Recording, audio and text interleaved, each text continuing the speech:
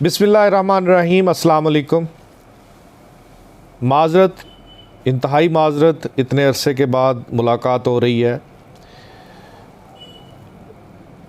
इस अरसे के दौरान बहुत सारी क्यूरीज़ जो हैं वो इकट्ठी हो गई।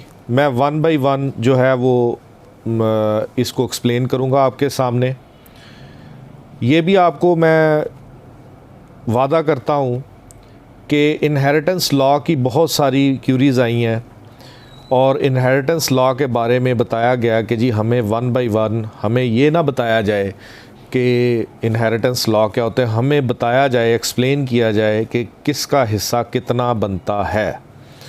तो वो मैं आपसे वादा करता हूँ कि वो तकरीबन 40-50 लेक्चर्स में कोशिश करूँगा कि मैं आपको सारा कवर अप कर दूँ और मामला जो है ना वो इनहेरिटेंस लॉ के लॉ स्टूडेंट्स के लिए भी, वकला के लिए भी और आम आवाम के लिए भी उसका फ़ायदा हो। आज मैं आपको इस पॉइंट पे बताना चाहता हूँ कि ख़ास तौर पर मिडल ईस्ट से जो है मुझे काफ़ी आई कि जनाब मेरा यहाँ पे कोई कारोबारी मामला था, मामला लिटिगेशन में गया, कोर्ट ने मेरे हक़ में फ़ैसला कर दिया और वो रकम क्योंकि करोड़ों में या लाखों में थी तो देने वाले ने बेहतर ये समझा कि पाकिस्तान भाग जाओ, तो वो पाकिस्तान भाग जाते, हम क्या करें।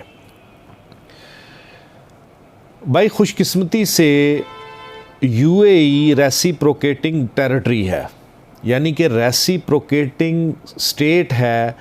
रेसिप्रोकेटिंग स्टेट कौन सी होती है? रेसिप्रोकेटिंग स्टेट वो होती है कि जिसमें जिस मुल्क की अदालत फेडरल लेवल के अंडर काम कर रही है और वो कोई फ़ैसला करती है तो उस फैसले को आप पाकिस्तान में एग्जीक्यूट करवा सकते हैं।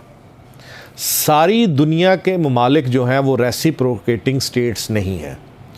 इस रेसिप्रोकेटिंग स्टेट के बारे में बाकायदा तौर पर हुकूमत पाकिस्तान वक्तन फ़वक्तन नोटिफिकेशन जारी करती है। ये बाइलैटरल जो मामलात होते हैं उसके मुताबिक रेसिप्रोकेटिंग स्टेट डिक्लेयर होती है।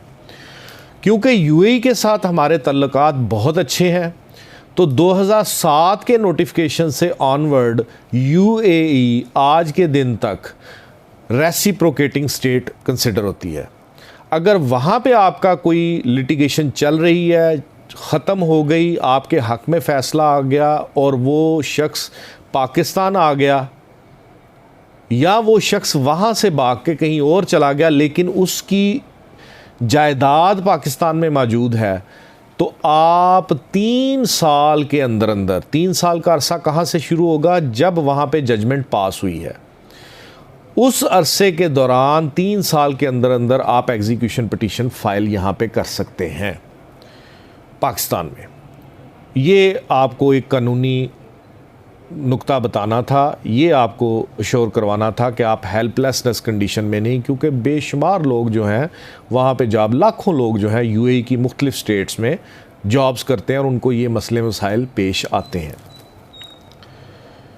बाकी ममालिक वाले बताएंगे तो उसके मुताबिक हम नोटिफिकेशन सर्च आउट करेंगे और कि रेसिप्रोकेटिंग स्टेट, वैसे भी आप नेट से उसको सर्च कर सकते हैं कि रेसिप्रोकेटिंग स्टेट कौन कौन सी है पाकिस्तान की।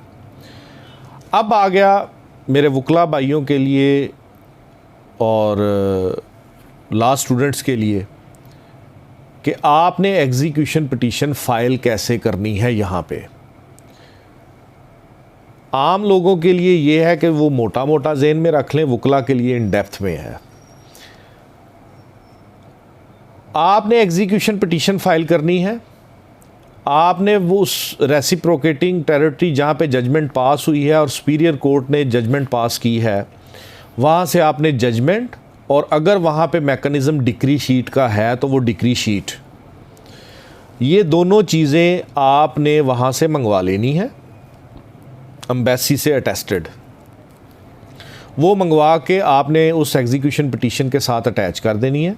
वो एग्जीक्यूशन पिटीशन आपने डिस्ट्रिक्ट जज अपने डिस्ट्रिक्ट के, वो कोई भी डिस्ट्रिक्ट है उसके डिस्ट्रिक्ट जज, अगर तहसील है तो अपने सीनियर एडिशनल सेशन जज के पास वो आपने फ़ाइल कर देनी है। वो फ़ाइल करके आगे या वो ख़ुद रख लेगा या वो कोर्ट आगे किसी कोर्ट को डिप्यूट कर देगी, एंट्रस्टमेंट कर देगी। ये तरीक़ाकार है। अब वकला भाइयों के लिए मज़ीद ये है कि आपने ये मेरे ज़बान पे नहीं रहना, आपने इस बुक को भी कंसल्ट करना जिसका नाम CPC है। इसके सेक्शन 13, सेक्शन 14, 14 और सेक्शन 44A 44A आपने इसको कंसल्ट करना है। जब आप इसको पढ़ लें, समझ लें, तो उसके बाद आपने गाइडलाइन लेनी है जजमेंट से, जो मुख्तलिफ जजमेंट्स ऑनरेबल कोर्ट्स ने, पाकिस्तान की कोर्ट्स ने मुख्तलिफ इश्यूज़ को रिज़ॉल्व करने के लिए पास की हैं। रेसिप्रोकेटिंग स्टेट और सुपीरियर कोर्ट्स को, ये दो टर्मिनोलॉजीज़ हैं, ये जब आप इन डेप्थ देखेंगे तो आपको इसकी समझ आएगी कि इस दो पॉइंट्स को, रेसिप्रोकेटिंग स्टेट और सुपीरियर कोर्ट्स, इसको मुकम्मल तौर पर एक्सप्लेन किया गया है 2016 PLD लाहौर पेज 633 पे। ये लाहौर हाई कोर्ट लाहौर की जजमेंट है। इसमें ना सिर्फ 2007 के उस नोटिफिकेशन का जिक्र किया गया है, बल्कि सेक्शन 44A को इन डेप्थ एक्सप्लेन किया गया है, क्योंकि इसमें सुपीरियर कोर्ट का पॉइंट लिया गया था और उस पॉइंट को इसमें क्लियर किया गया।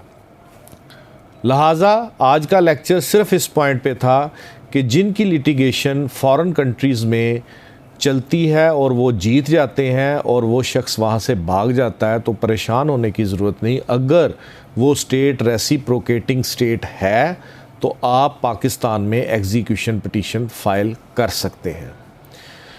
इसके साथ मैं एक और चीज़ ऐड कर दूं कि अगर एक शख्स डिसीजन होने के बाद रेसिप्रोकेटिंग स्टेट में ही एग्जीक्यूशन, कुछ अदालतें होती हैं कि फ़ैसला होने के बाद एग्जीक्यूशन पिटीशन आज खुद अज्यूम करके और उसकी प्रोसीडिंग्स स्टार्ट कर देती हैं। पाकिस्तान में भी मौजूद है।